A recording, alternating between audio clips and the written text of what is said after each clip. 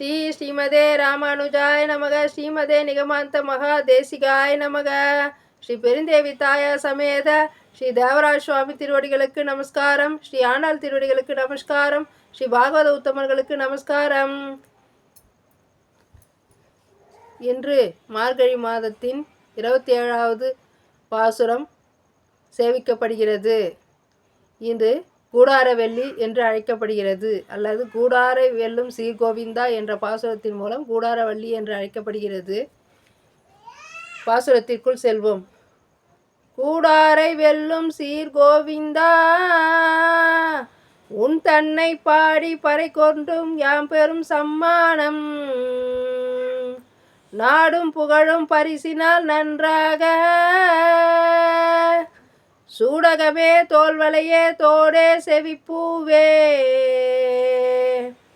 பாடகமே என்றனைய பல்கலனும் யாமணிவோம், ஆடை உடுப்போம் அதன் பின்னே பால் சோறு, மூட நெய் பெய்து முழங்கை வழிவார, கூடியிருந்து குளிர்ந்தேலோர் எம்பாவாய். இது இரட்டை பாசுரமாக கருதப்படுகிறது. அதாவது கோஷ்டியில் சேவிக்கும் பொழுது இப்பாசுரம் 2 முறை சேவிக்க வேண்டும். கூடாரை வெல்லும் சீர்கோவிந்தா என்று சொல்லும் பொழுது கூடாரை எல்லாம், அல்லாது பெருமாளை வெறுக்கிறவர்கள், பகையாளியாக நினைக்கிறவர்கள் அனைவரையுமே வெல்லக்கூடிய சீர்கோவிந்தன் அப்படின்னு சொல்கிறாங்க.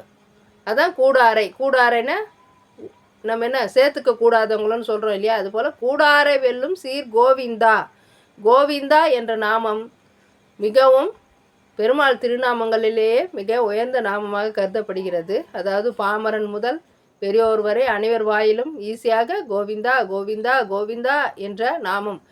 கோவிந்தா என்ற நாமத்திற்கு பல பொருள் உள்ளது. அதாவது தச அவதாரங்களில் அனைத்துக்கும் உரியதாக கோவிந்தா என்ற நாமம் சொல்லப்படுகிறது. கோ என்றால் வேதம். இந்த வேதத்தை காப்பதற்காக பிரளய காலத்தில் மச்சாவதாரமாக எடுத்து வேதத்தை காத்ததால் கோவிந்தன் என்று அழைக்கப்படுகிறார். கோண மலை கூர்ம அவதாரத்தில் பார்க்கடலை களையும் போது மத்தாக மந்தார மலைக்கு மத்தாக அமைந்ததால் இதுக்கு கூர்ம அவதாரத்தில் கோவிந்தா என்ற நாமம் சிறப்பு பெறுகிறது. அடுத்தது கோனா இன்னொரு அர்த்தம் பூமி தேவி. பூமி தேவியை மீட்பதற்காக வராக அவதாரம் எடுத்து பூமிக்குள் சென்று தன் வாயினால் தூக்கி கொண்டு வந்தார். அதனால் வராக அவதாரத்திலும் இங்கு கோவிந்தா என்ற நாமம் கூறப்படுகிறது. கோகள்னா கோ அப்படின்னும் போது துதிகள் என்பதையும் குறிக்கும். துதிகள் என்னும்போது பிரகலாதன் துதிக்கில் மயங்கி பிரகலாதனுக்காக ரண்யகசுவை வதைப்பதற்காக வந்தார். அதனால் இவரும் ஒரு கோவிந்தர். அடுத்தது கோனா பூமி. பூமினா அடுத்த அவதாரம் என்ன அவதாரம்? 5வது அவதாரம் வாமன அவதாரம். ஓங்கி உலகளந்த அப்படின்னும் போது ஒரு திருவடியால் பூமியை அளந்தார், ஒரு திருவடியாய் வானத்தை அளந்தார். அப்போ பூமியை அளந்ததற்காக பூமி சம்பந்தப்படும். கோ என்றால் பூமின்னு சொன்னோம். ஸோ பூமியை அளந்ததற்காக வந்த பெருமாளால் கோவிந்தன். அடுத்தது கோ என்றால் பூமி.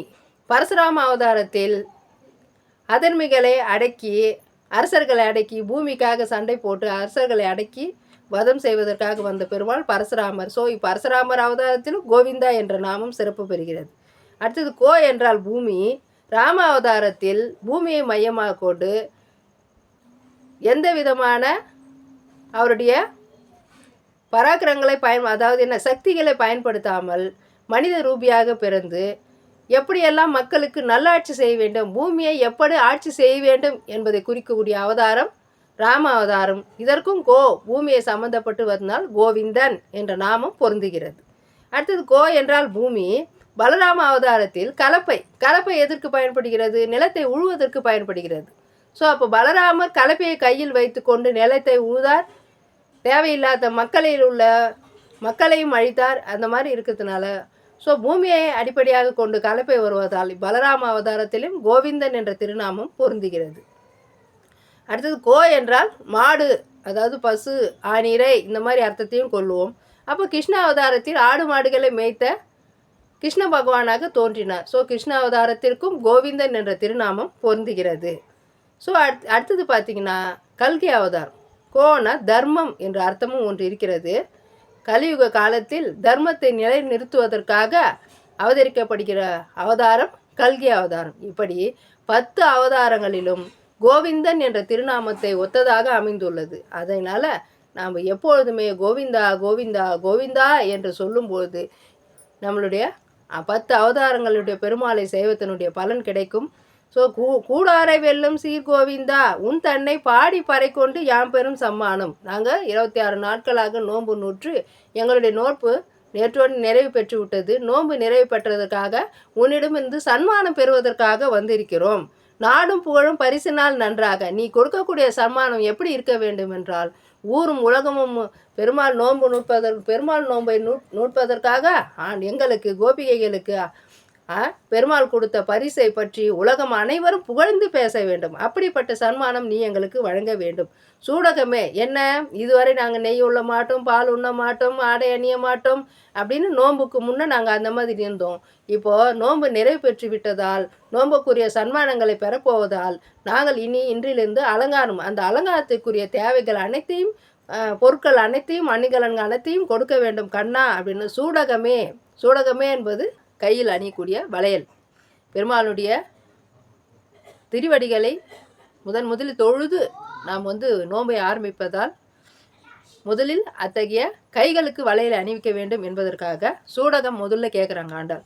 சூடகமே, ஏன்னா பெருமாளுக்கு கைங்கரியம் பண்ணுகிறவர்கள் கைகளில் வளையல் அணிக்கும். அதாவது திருத்துழாய், அதாவது துளசி மாலைக்கு துளசி பறிக்கும் பொழுதும் கைகளில் ஏதோ தங்கத்தினாலான ஒரு அணிகலன், மோதிரமோ வளையலோ அணிந்து கொண்டு தான் பறிக்க வேண்டும் என்று ஒரு நியமனம் இருக்கிறது. அதனால் பெருமாளுக்கு தொண்டு செய்யும் கைங்கரியர்களுக்கு ஏதேனும் ஒரு அணிகலன்கள் கைகள் இருக்க வேண்டும். அது சுத்தி பண்ணுற மாதிரி, நம்மளுடைய கைகளே அது சுத்தி பண்ணுற மாதிரி.